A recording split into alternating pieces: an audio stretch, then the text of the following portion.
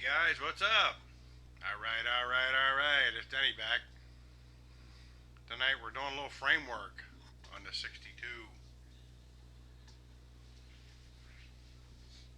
Actually, we're doing a lot of framework on the 62.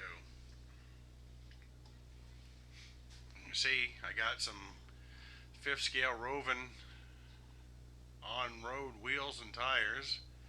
Not crazy about the rims, but I'll work on that. 5th scale rims are really hard to come by.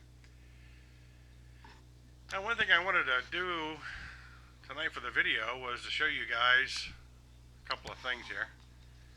One, I did buy the Rovan disc brake kit. As you can see it right there. Everything's there. You got your calipers and your hubs. These are calipers. Very nice quality. Very nice. Bring it up so you guys can see the quality. There we go. I lost it there for a second. Sorry. Extremely nice quality. And they come with little hoses and stuff. You put them on. You got little bleeders right there. You can bleed them when you throw them together. Now these things work awesome. I got a set already on. I put them on my Sen 7.7 Genesis. Pretty cool. And this right here is the brake rotor comes with it. It's kind of like a carbon fiber brake rotor. And you can see it fits into the 24 millimeter hex.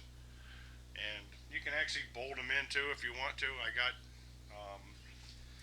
some hubs I bought aftermarket. I was going to do it up. But now let's get to the motor build. As you can see, I'll focus in on it here. We got the 409 almost ready to go. Okay, still playing with the headers. Now the tranny on the back, this is what I did. Okay, to make it easy, if anybody's familiar with the Sen brushless, GSTE, this is a tranny out of that. Okay, this would have been so easy to put on this car. Okay, extremely easy. However, when you're running a brushless system, your speed control only gives you certain options. It's either all go or forward, all forward with no brake, no reverse, or you get forward and reverse, or you get forward brake reverse. That's it. Now, for me to actually hook that up, you need a third servo to run a master cylinder. And they give you this humongous servo here to run the master cylinder. So the problem I had was if I ran just the regular, it would have been easier, believe you me, if I ran the brushless system, it would have bolted right to the back with no problems. But I used the nitro version with the 3-speed tranny, forward and reverse. I'll get to that in a second. With the speed control, when you run this, when you hit, say you had it set up for your forward brake and then reverse, that's okay. You can stop the thing. However, when you go to hit reverse, the servo is going to activate and you're not going to be able to go backwards. So, now one thing about the 7.7 Sen is it has a one-way bearing and a clutch for the second gear. So you got first, second, and third gears inside with a one-way bearing and a clutch. So on my other Sen that I put the disc brakes on, I used the nitro version tranny on it. And so when you go forward, you whack the brakes, and reverse is another servo. So you have to actually activate that other servo to put it in reverse. So when you hit the brake, what's going to happen is the motor's going to stop, because it does have an automatic brake in the motor itself. And then when you need more braking power, you hit it again, then the motor runs backwards. And when it runs backwards, it lets this here freewheel, because it's a one-way bearing. And then when you whack the motor, then it tightens up and bangs it forward and goes again. And this is your forward and reverse right here, which it kind of worked out better for me, because actually I'm going to hook this to a lever to the the body to have a shifter on the floor. Now, these are really nice on-road tires and wheels. I got them. They're Rovan. These are the fronts. These are thinner. Focus in here again. Sorry. I'll back this camera out a little bit. And then I'll get to the motor in a second. But this is the 5th scale on-road Rovan tires. These were 80 bucks. And they came pre-mounted with foams and everything. So I'm not crazy about the pattern. It's pretty cool for a rat rod if I want to keep it a rat rod, but I planned on painting this thing red, and I kind of wanted to, put a little bling on the wheels. But what I may do is I may do something in the center and create my own rim and go from there. But now the fronts are like 2.5 inches wide. The rears are 3 1/4 inches wide. So you just see I got the rear set up because I'm actually building a rear end too. And they have a really nice deep dish offset in them compared to front. You see, the deep dish offset. And, they're not that much wider than they, but I mean, I need steering capabilities in the front of this. So that's where I'm off on that. Now, the motor. Yeah, I'm still working on the headers, guys. Okay. Here is the engine set up. Okay. Like I say, I had made the heads, valve covers, all that stuff by hand. And I'm using some of the Chrysler stuff here and there because it's basically all hot rod stuff. Now, here's what I did inside. I'll pull the intake off. As you can see, there's a leopard motor in there. It's a 5th scale leopard motor, 1000 kV, a lot of torque. Not a lot of RPM, but a lot of torque. And I did some weights and measurements. You can see I used some send pieces from an old chassis I had, and the rest is all hand built to put the tranny together. Now, I know some of you guys are asking, what are you going to do about the differential in the tranny? Because in here,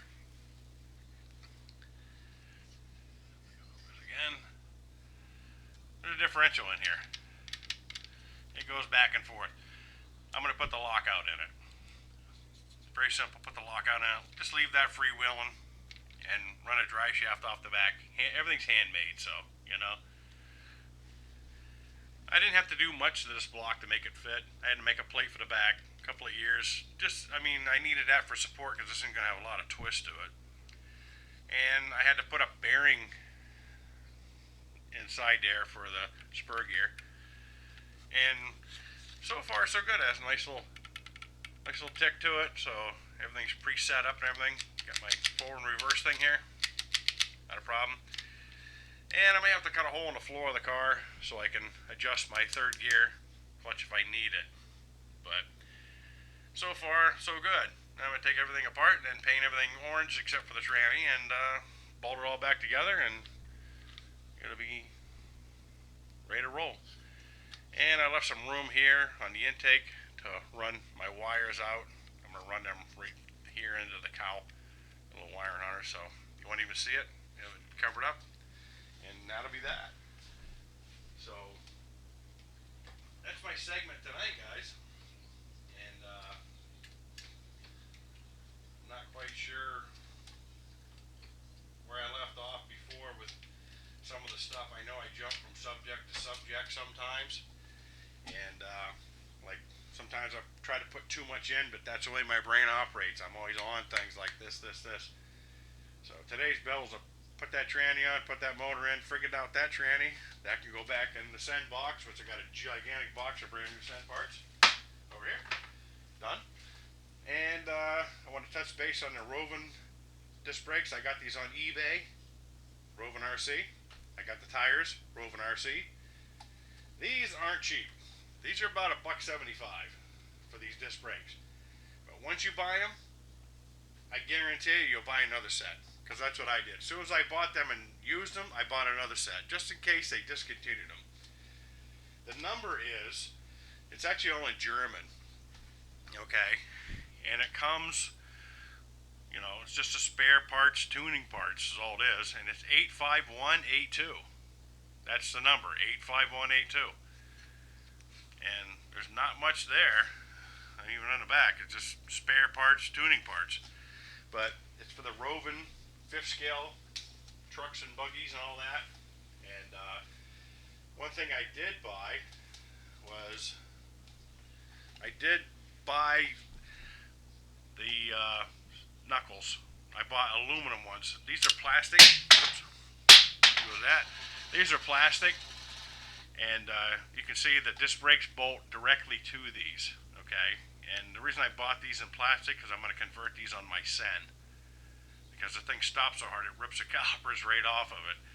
And where the aluminum ones I get, they're $50. Not a bad deal for, you know, it came with the steering arms, all the hardware, the bearings, and aluminum. Everything was aluminum, so these will bolt directly up to them. And then I bought the lower and upper control arms too that'll fit, you know, these up here, down there. So, and I'm going to convert them to that because I got thinking about it, and I've been building on this thing for a long time, and they've already got the geometry figured out on it. So for $100 between the spindles and the upper and lower control arms and all the hardware and bearings, you know, I won't have to sit there for another 2 months and try to figure it out, because it's like, you know, my basic problem is going to be where to mount them and try to get my caster angles right. And I don't worry about that because I have this thing called a pernometer, which is very simple. You set it up, it gives you your caster angles, zone degrees. So it'd be just like lining a real front end of a car. And if you see the frame, I had actually built this frame on a real car frame machine, and it's actually measured like a real car. I still have the frame measurements for the 62 Impala that were all handwritten back in the day when they would straighten frames by hand. And so I did was I just took and reduced it by just doing the math. That's how I built the frame. But anywho, so that's my update for tonight. Any questions, comments, or whatever? I wanted to go out and run the plow trucks today because it's snowing like a mofo up here, but I'm sick, so I ain't going outside and chancing it. So, anyways, any questions, comments, subscribe, tell your friends. You know, there's this wacky guy on here that's, you know, building this crazy thing. And like I say, you know, hope you like the products, the Rovan stuff. I mean, it's cheap stuff. It really is for what it is, you know. And everything's kind of like conglomerate put together. So I'll be doing a 410 posi rear end for this thing pretty soon. And one thing I did also want to say too was I didn't really quite get into, I only gave you a quick measurement on the sizes of the tires. They're 6 1/4 inches tall. Okay, so if you want to know that, it says it right in the description because I bought them on eBay too. So Rovan RC, 3 1/4 wide, 6 1/4 tall. They fit the 62 perfectly. Fronts and rears are both, you know, that they're just, once the fronts are thinner than the rears cut this for the buggy. And if you buy the wheels and tires off, the all-wheel drive buggies and trucks are usually the same size, same thickness, and everything else. Where, you know, the buggies are huge. So I did a weigh-in on this thing too, with the body and frame. I eliminated some of the stuff in the car. It only came in at 23 pounds. So that's why I went with the 5th scale brushless system first. And but I did test fit, you know, the Sen 7.7 nitro motor. It'll fit right inside that. It'll fit right inside that without a problem. Top to bottom, it'll drop right in it. And when I built the bracket for the transmission, I also made it so if I had to, I could drop that Sen nitro motor inside that motor. And I might have to come up with some coolant fans or something to, you know, heat it up.